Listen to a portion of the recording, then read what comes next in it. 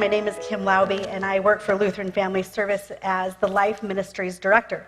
And what that means is I have the opportunity to direct the statewide program for adoption so that we are preparing and vetting families to be ready to receive children through adoption.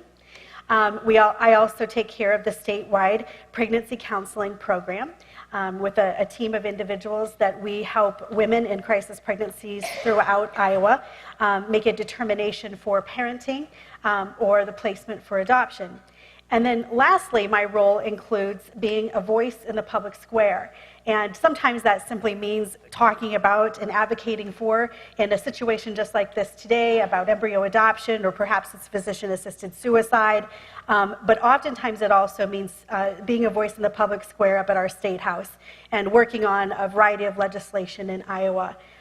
We were very pleased last year to be able to be a part of a coalition that furthered the life issue in Iowa much further than it had ever been before, resulting in a ban in abortion after 20 weeks, also a 72-hour waiting period after ultrasound before abortion, which is currently being upheld in our court system, and then also partially defunding abortion providers through taxpayer money. So we were very excited to be a part of those things.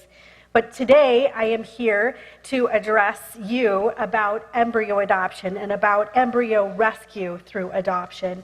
And I'm pleased to do so. Thank you for the opportunity to be here to speak to you. I do what I do with a team of people. And in Iowa, there are 5 of us that are working on this in this area of adoption, embryo adoption, and pregnancy counseling. And we do this in a variety of just different parts of the state where we'll have offices so that we can go and be with women who are in need and to assist families as we vet them. So my team here that is pictured are in different parts of Iowa. We have several offices where they're located in order to accommodate that. Now, first of all, just a show of hands, before maybe you saw in your program, who had an awareness of what embryo adoption is? A few of you? Okay, well good. You guys are more well-versed in this than what would be the typical audience that I might talk to about embryo adoption. So I'm very pleased to know that you know something about that. Now, here's what's important. As Christians, we don't look at things, including embryo adoption, in the same way that the world does. What we need to do is to put on our theological trifocals. And this has nothing to do with our age, but it has everything to do with the Trinity, the Father, the Son, and the Holy Spirit. We are handmade, blood-bought, water-splashed children of God, called to live as his children, trusting and honoring him in our life of obedience. Gilbert Meilander, a Lutheran ethicist at Valparaiso University, reminds us that we must always view things from these basic elements of our faith, because certain cultural background beliefs, Gilbert Meilander writes that it is necessary to call to mind simply and straightforwardly certain basic elements in a Christian vision of the world, to remind ourselves of how contrary to the assumptions of our culture that vision may be. Infertile couples can certainly relate to Rachel's cry, "Give me children or I shall die." Christian couples should never feel that infertility is a punishment for their sin. Paul reminds us in Galatians 3 that Christ took the curse of our sin. Certainly, infertility can be a consequence of bad choices, but most often it is due to circumstances over which the couple has very little control. Freedom from the curse of sin, however, does not mean that we are free to have a child at whatever the cost. Children are not a right, they are a gift, an inheritance from God. The granting of an inheritance is going to depend on the goodness of the giver. And God opens and closes wombs according to his purpose. And while we thank God for technologies that he gives to help deal with infertility, we must look at these through our theological lens. So before we look at embryo adoption, then let's look at the source of these embryos, in vitro fertilization, with our theological lens. The basic procedure of in vitro fertilization begins with unfertilized eggs. The woman is hyperstimulated so that she produces many eggs per cycle instead of only one.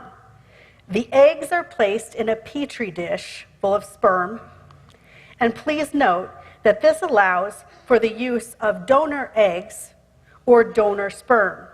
So there may be more than just two people involved. The egg is fertilized and the normal development begins. This occurs in a glass petri dish. Hence the name in vitro, which means in glass. This is where the phrase test tube baby has come from, but really these are petri dish babies. And now many eggs are fertilized because this is an expensive and it's a time-consuming process. So there's not just one or two, but there can be many that are little boys and little girls who are conceived during this process. And the next step in the process is embryonic grading. A laboratory technician assigns a grade to each embryo based on his or her visual microscopic assessment of how good each embryo appears and how fast that they might be growing. Now, grade 4 is considered to be the best, and grade 0 is considered to be the worst. And in this particular laboratory, anything below grade 2 was considered to be discarded and not usable. And in other words, that would mean killed. Many couples are unaware that this process is occurring. It is at this point a pre-implantation genetic diagnosis is possible. A nucleus of one of the embryo cells is removed and his or her genetic code is analyzed. This procedure was developed to detect genetic disease like Tay-Sachs or cystic fibrosis. If a genetic disease exists in the baby, then the embryo may be not used or, in other words, killed. Also, since your gender is determined at the moment of conception, there are clinics who are now using this technique to determine the gender of the embryo, and that clinic will only use or transfer embryos that are of the correct gender that's desired by the receiving parents. So what happens to these good embryos? They are transferred into the uterus. And the procedure generally calls for several embryos to be transferred because not all the embryos are going to implant. However, when multiple embryos do implant, selective reduction may be suggested. Selective reduction is a euphemism for what? Abortion. Very good. So now, if the first attempt is successful, the extra babies are then frozen. They are placed in glass straws called cryo straws. And you can see them pictured here. And these are in turn then placed into larger glass tubes, which then are plunged into a tank of liquid nitrogen at negative or minus 400 degrees. And they are frozen very, very quickly. Embryos may be harmed in that freezing process. And also the subsequent thawing process, though generally the harm to the embryos will come during the freezing process, and it won't be known until they're thawed. There is somewhere between 50 and 85% of success rates when we thaw embryos, and that really is all dependent on each individual clinic and the techniques that were used at the time of freezing. So, let's put on our theological lens again, and we're going to see that there are some problems with the process of in vitro fertilization. So let's go first with our first commandment. Do we place more trust in technology than we do in God? Another problem in the fourth commandment. We are to bring our children up in the fear and admonition of the Lord, not freeze them. Fifth commandment, loss of life and harming life are inherent in the process. Sixth commandment, donor sperm and donor eggs would definitely violate the one flesh union of marriage. And even with married couples, some would say the technician who performs the procedure is introducing a third party. Nevertheless, there are definite theological concerns about the process of in vitro fertilization. Lutheran Family Service has no desire to promote in vitro fertilization and does not want to be seen as a means to provide embryos for adoption. LFS also does not judge those who have used in vitro fertilization in the past. Why are we here? We have one thing in mind, and that is to rescue the babies who are left over in vitro fertilization process, who are cryopreserved here in the United States, and we'd like to give them an opportunity at their life with potential. So why rescue? It is because these embryos are not potential life.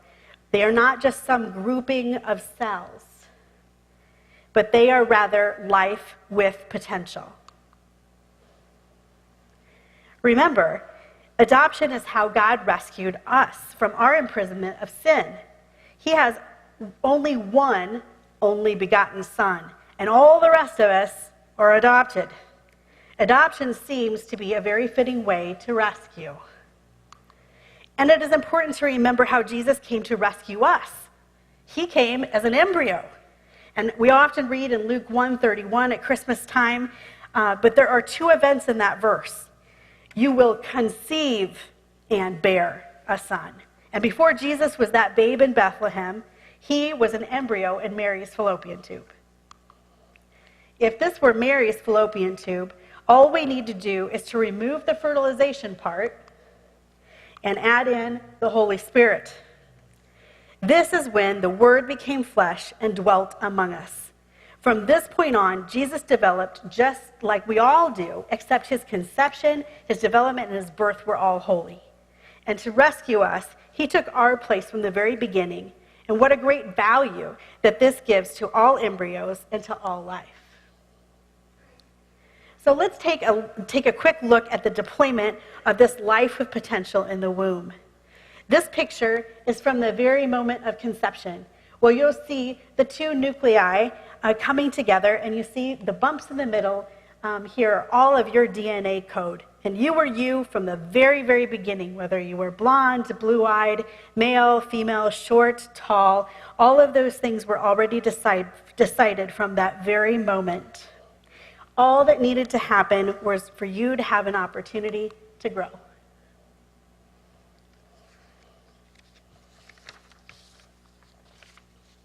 So you can see here the variety of stages, and I think we saw something similar already on the screen earlier today in Dr. Page's presentation. But this gives you an idea, and here again we talk about at 3 weeks you look like you have a tail, but that's not true. You never had a tail, that's just your spinal cord. And beating heart at 6 weeks, and 8 weeks all of your organs are present. You continue to grow. And indeed, birth is beautiful. I want to introduce you to someone. This is Hannah Strege. And Hannah Strege is an LCMS Lutheran young woman, and she is also the first snowflake baby. She was born from embryo adoption, December 31st, 1998 at 7:07 a.m., a real person. She is the only survivor of 20 brothers and sisters donated to the Streges. And I want to be very clear. This is the reason, this inherent loss of life, why Lutheran Family Service cannot promote the idea of in vitro fertilization. Hannah and her family were able to meet President George Bush at the White House when he restricted funding on embryonic stem cell research in 2001, and they've had many opportunities to be at the White House and to give presentations. Hannah's a very special girl, and I want to show you the very first picture of Hannah. This is her right here. And this is not a stock photo of just any embryo. This is actually Hannah. And this is Hannah today, living her life with potential. So these concepts are very real. They're very real to Hannah and to her parents. And it's important for us to put that humanity around this and understand we're not just talking about a lifeless picture of an embryo here on the screen. So LFS seeks to give embryos a chance at life and potential because we know that God has been there from the very beginning. He has loved us, He has formed us, He has called us. He's calling us by name and wants to make sure that all of these little embryos have a little chance at birth. Now, what I'd like to do before we get into some more details really about embryo rescue and adoption itself, I'd like to show you, there's a video here, it's about 6 or 7 minutes long, that was made several years ago, but it gives a very good indication about the entire process of embryo adoption. So I'll have you watch this and then we'll get into a little more detail about that process. An embryo is the combination of an human egg and human sperm. It is actually a human being at its earliest development stage. An embryo has a total complement of chromosomes, complete DNA to make that embryo exactly the person that it will someday become. In vitro fertilization started 20 or 30 years ago actually in England. You may remember Louise Brown was the first baby born through in vitro fertilization.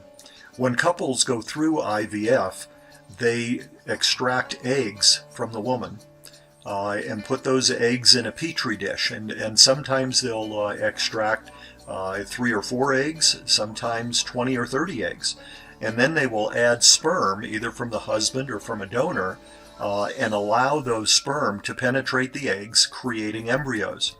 For each embryo that is created or develops at that point, they will take some of those embryos and implant them in the woman in what is called the fresh cycle. In other words, it's done very soon after the embryos were created. The rest of the embryos are then frozen. Over the years, a number of embryos have been stored in liquid nitrogen, and that number has now grown to over 500,000. And those are all embryos that were created by a couple to use in building a family, but the family was successful in having children before all of them were used, so you still have some of them waiting in cryobanks for their turn. The embryo adoption program is very unique. Our program is called the Snowflakes program because embryos are frozen, each one is unique, and they're a gift from God. We have had 260 plus babies born just in this Snowflakes embryo adoption program, and there's other programs around the country. Even though it is 15 or 16 years old now, we still have people saying, embryo adoption? That just sounds weird. How can you take an embryo that was created by one family and implant it in another woman? Don't you have to do tissue matching? Well, no you don't. An embryo can be implanted in any woman who has a womb to shelter and protect that child as it grows. An embryo is life, human life, at its earliest stage of development.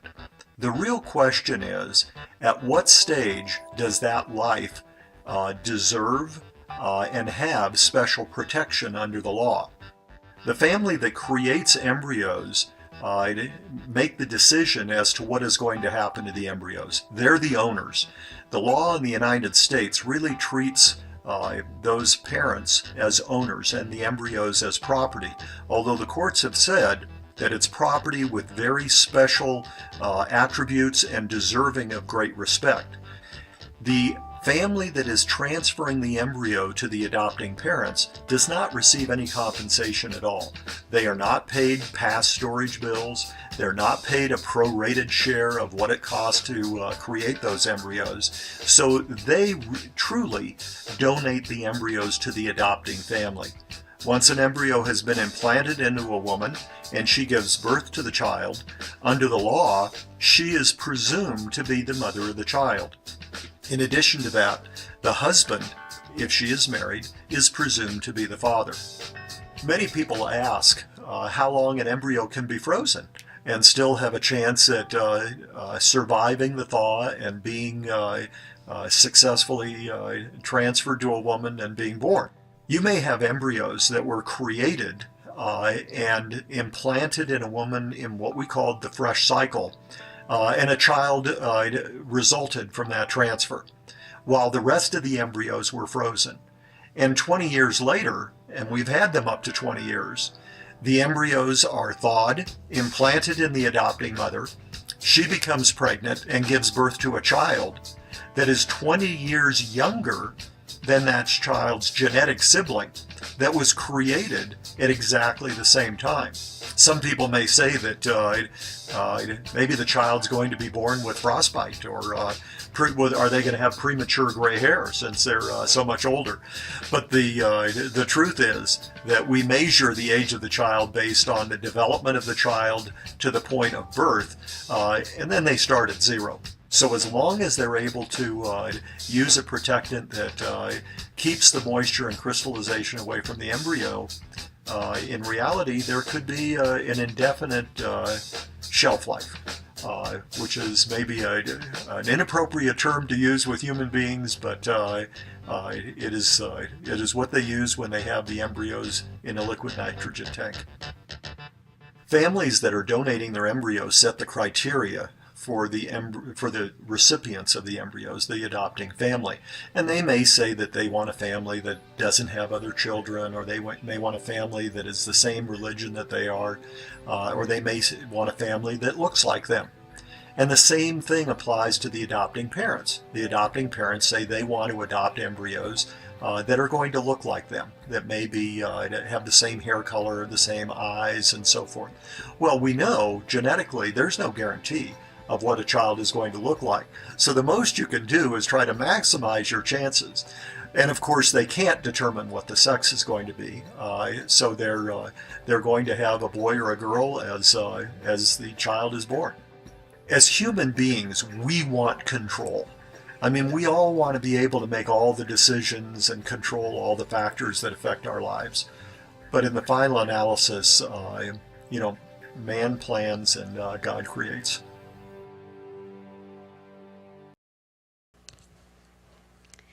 So I imagine that video might help clear up at least a few questions that you had about the process of embryo adoption and embryo rescue.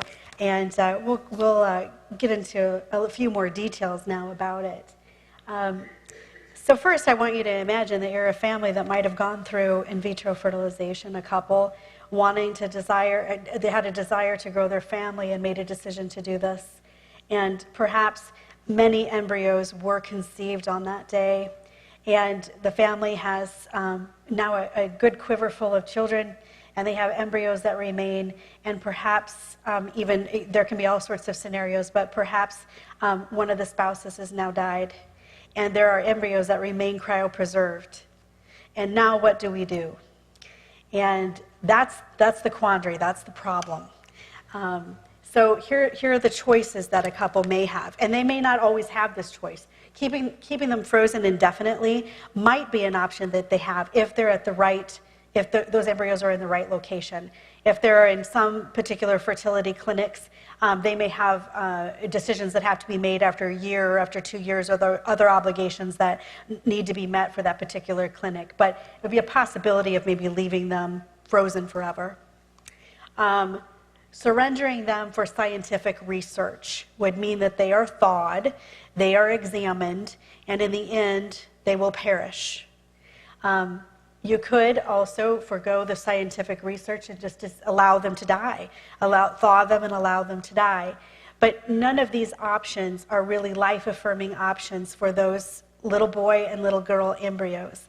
And so the process of rescue, of donating them to another couple who might be willing to receive them and give them the opportunity to be transferred into her womb, the opportunity that implantation might take place and birth might take place, is really the only option that is life-affirming in these scenarios. So the embryos that we're talking about were not created for the purpose of adoption. They were created in vitro fertilization for the purpose of a couple who wanted to grow their family. It has been estimated since the mid-1990s that over 7,000 children have been born through embryo donation. So how do embryos get donated? What are the possibilities? This is largely an unregulated situation for most states, and certainly in Iowa, there really are no regulations surrounding embryo adoption. So there are different ways this could happen. The first way is privately. And I've seen, I think it was about 5 years ago, a couple in Grimes, Iowa, were on the news because they had privately donated their embryos to a couple in Florida, and they found them through Craigslist. And that is, again, an unregulated situation, one that I hear a few gasps, or at least some nodding there, that seems like maybe that isn't the best process, but right now that would be an option. Fertility clinic donation programs also exist. And so this may be the same fertility clinic where you were receiving your treatment for in vitro fertilization, may offer to you that if you would like to donate your embryos, that you could do so. And they in turn will donate, maybe you had a group of 6 embryos, siblings that were remaining, and they're going to give one to you, and they're going to give one to you, and one to you, and one to you, and one to you. And those opportunities for knowing who the siblings are will be foregone because there's no social work involved, and this is all considered to be medical. So one to you, one to you, one to you, and however things work out, they work out. And the other thing to note there is that generally speaking, in a fertility clinic situation or a program like this, all of those couples are going to be in a very similar geographic location, and they will not know about the siblings to their children. Embryo Adoption Agency, which is clearly what Lutheran Family Service is doing, is a program that really what we are attempting to do here is to take our very best practices that we have learned since doing adoption work since 1901 in the state of Iowa and applying that to the area of embryo adoption. And that means finding, vetting, and educating families to make sure that they are safe and appropriate families. Because certainly, though a child may be born to you through embryo adoption, they are certainly not genetically your child. And they most certainly will have other siblings, full genetic siblings, that we need to find a way that these children have an awareness of one another, and the families have an awareness of one another. So we take that best practice of social work and apply it to the situation. So as you would have noted in the video, which is a few years old, there's over 500,000 embryos at that time that video was made, which was several years ago. It is estimated in the United States that there's probably closer to 1 million embryos that are cryopreserved today. And we know by further research there's about 6% of those embryos that would be available for donation today if there was a family that was willing to receive them. Adoption agencies are working to match those families who are willing to donate their embryos with families who are willing to receive them. So what is the process of embryo adoption? How would this work? What does it look like? We ask that people first have a registration with Lutheran Family Service, and we do this so that we have an understanding of who this couple is, what they're like, what their circumstances are, and whether or not they would meet the requirements of our agency, which is not just an agency, and maybe I wasn't completely clear with you in the beginning, but we are a recognized service organization of the LCMS Church. We are a Christian ministry, and beyond that, we have a license to do adoption. So it's not like an adoption agency that you may be more familiar with. So after we have this registration and we know we have a couple who potentially meets the requirements that we would have, we will then ask them to go to the doctor. And that doctor needs to write a letter that indicates that there's nothing contraindicating that this woman couldn't carry a pregnancy to term. And that does not mean that she has to have a healthy cycle that is, which is predictable, but it does need to mean that she has a healthy womb and uterus that she'd be able to carry a child. But the doctor needs to be able to say that he or she feels that they would have the ability to carry a child. And then from there, we bring on our partner organization, which is Nightlight Christian Adoption. And at Nightlight Christian Adoption, they will also do some further vetting, making sure that all of their requirements are met, which are typically less stringent than our own. And from there, we make a partnership to work on in the program. So the couple would be hiring Lutheran Family Service to do the social work. The social work here is a pre-investigation before adoption, which means it's 80% we're educating people about the process so that we know they've read the proper materials, they understand how do you talk to children about this in the future, how do you sort of cope with all those circumstances, and the idea of adoption is a lifelong process. And then 20% of what we're doing during that process is vetting the family, visiting them, making sure that they have a proper stabilization in their marriage. Do they have the right financial means in order to bring on more children into their family and to pay the fees associated with embryo adoption? Do they have just taking a tour of the home? All the basic things we do with any other family who wants to adopt a child. Getting them fingerprinted, going through child abuse checks, going through criminal checks in their state, a variety of things, and it can be lengthy, it can be several weeks long to go through that process. But we do that at Lutheran Family Service. And then we help them create a profile book. And a profile book is much like many of you, maybe show of hands, you use Shutterfly, you all use these kinds of books and so forth. This is what we do. We create a book, and Shutterfly or one of those other programs where they are using pictures and text to explain their family. What are they like? What is their lifestyle? What do they like to do? What vacations have they taken? And the text in there will give more details about the family themselves. And we do this in a non-identifying manner in the beginning, giving first names of people, but not exact locations or their full names. But we help them create that profile book. And then the next step in that process is they're going to wait to be matched. And I want to point out here that this is predicted to be within 6 months based on the number of donated embryos to Nightlight Christian Adoption. But that number, that idea of 6 months, is based on a couple who has no children, where it's just the two of them and no other family members.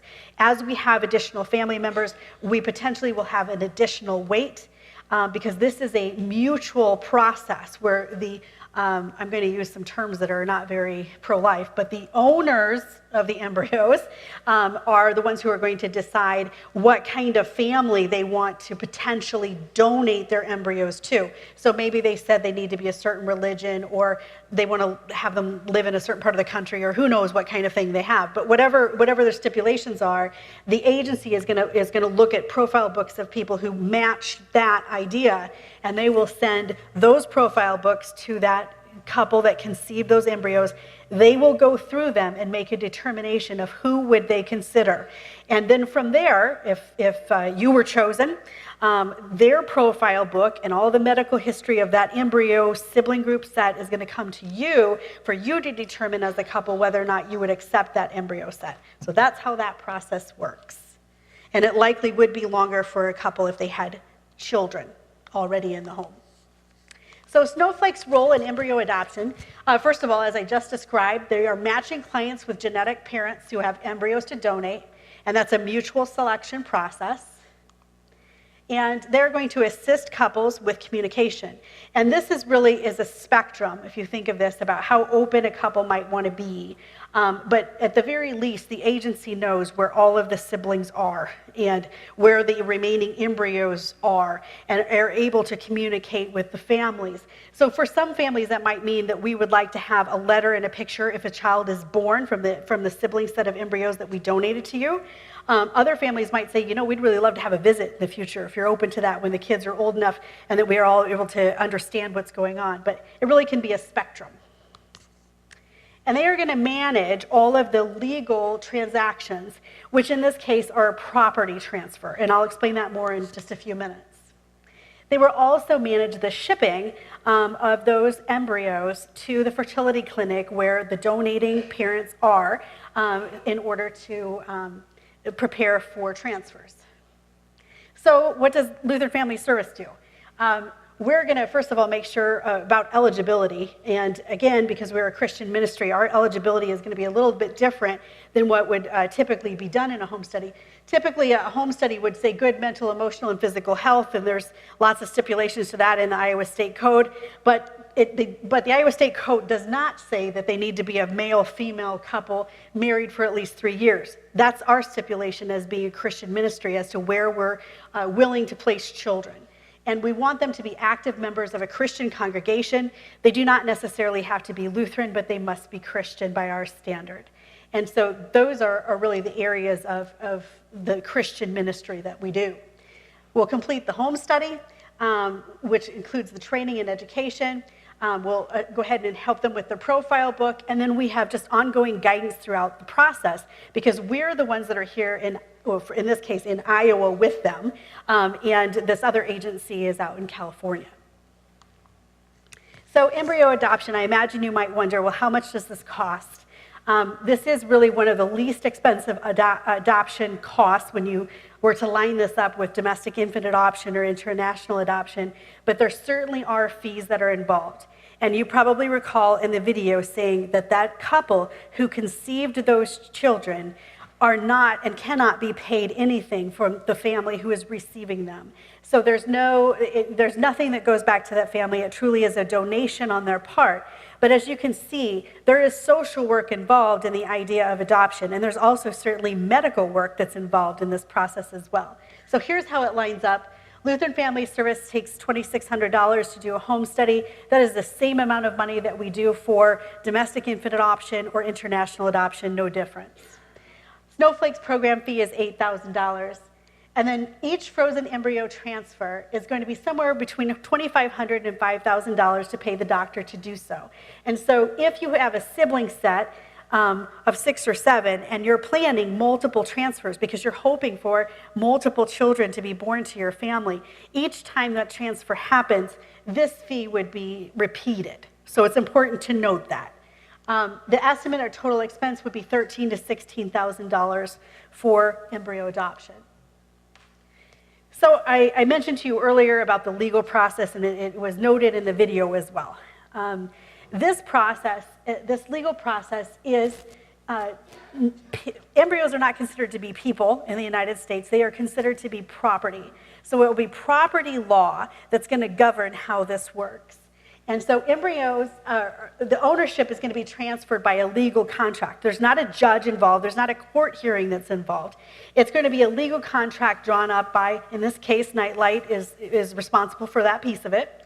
And those embryos are going to belong to the family who is receiving the embryos before they are ever transferred into her uterus. So that legal paperwork will become first, and they will legally be owned by that couple before there is a transfer into her uterus. And by law, when a mother gives birth, whoever she is married to is the father of that child. And so that there is no process by which you need to go to court after the child has been born in order to officially adopt the child. And who knows, in the future that may change. There certainly have been benefits in the past by those who adopt children with an adoption tax credit that sounds like it's looming and might go away, at least on a federal level. But with an embryo adoption such as this, there is no decree of adoption because the child has actually been born to the woman and the husband is the father of the child by law. But we'll see if maybe some there's adjustments to that might be made in the future. So how long do we wait for pregnancy? Usually, pregnancy will be known within 2 weeks. And so what happens is that embryo is going to be transferred into a woman's uterus. And then we wait, we pray, and we hope that there is implantation and that pregnancy continues. And we will usually know that within 2 weeks. But of course, pregnancy is vulnerable throughout pregnancy as to what might occur. But we'll know whether or not it took within a couple of weeks. So embryos are not potential life. Rather, they are life with potential. And LFS wants nothing more here. We don't want to promote in vitro fertilization because we talked about in the beginning of this presentation, there's inherent problems there. But we also know that there are children that are cryopreserved, and we know they're estimated to be up to 1 million just in the United States. And that is a large tribe of people who have never heard Jesus' name, who have no opportunity for baptism. And our participation in the embryo adoption or embryo rescue program is simply to provide an opportunity for those children to live their life with potential. And so there can be some things that you can do. You may not be of childbearing age or have any interest in being able to add to your family, but you certainly could inform other people. And I would say especially those who might be considering in vitro fertilization as a treatment to their fertility, that they might want to consider that there are embryos that have already been created that perhaps they could look at embryo rescue. I would certainly ask for your prayers for those embryos and for those who are considering and contemplating that idea of embryo adoption. So referring, if you are interested in embryo adoption and adopting yourself, love to talk to you more about that process. And also giving to those who support the idea of embryo adoption and the rescue of embryos. And with that, do we have time for questions? I wasn't timing myself. A few minutes or no? Okay, maybe 2 questions. This is probably pretty far-fetched, but do you keep track of the siblings? So like a sister and a brother don't get romantic? Yes, indeed. That's exactly what I was pointing out geographically. When you have a fertility clinic that is looking at this just as a medical, like you'll get the medical information, but you'll have no idea about siblings, and that all of those couples are generally in the same geographic area, it could become problematic. So absolutely, yes, that's a part of the social work. One other question here? So do they implant one at a time?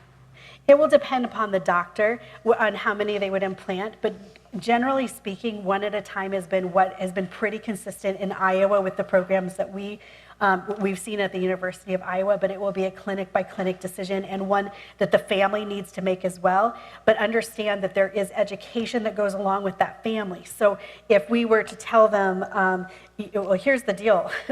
We don't know if that embryo is going to split because we're talking about them being frozen by day 5. And that split of an embryo to a twin is going to happen later. And so if we were to implant, say, 2 embryos, and we transfer 2 embryos and they both implant and then one splits, you may have a pregnancy of 3 children. But we will talk about the idea of selective reduction, which is not why we're doing this. Our point is to preserve life, not to take it. And so we need to have people who are willing and understand the risk that they are taking and what would be their decision if that were to occur, or a situation like that. Make sense? In the back. Is there any problems with cryopreservation that could result in damage to the embryo that might result in a disabled child? I don't, as far as disabled, I don't know that I have all of the research to be able to tell you that. My understanding is no, but I will tell you that the results of damage being death absolutely is occurring. And that happens in the freezing process, not necessarily the thawing process. I don't have the research about damage. Dr. Lamb, do you have any notes or thoughts about that you wanted to add? Okay, I don't have the answer for you, but I suspect, and I just don't have the research, but I think the answer is no, not on damage. Okay, we're ready to go then. All right, well, thank you very much. I appreciate being able to be here.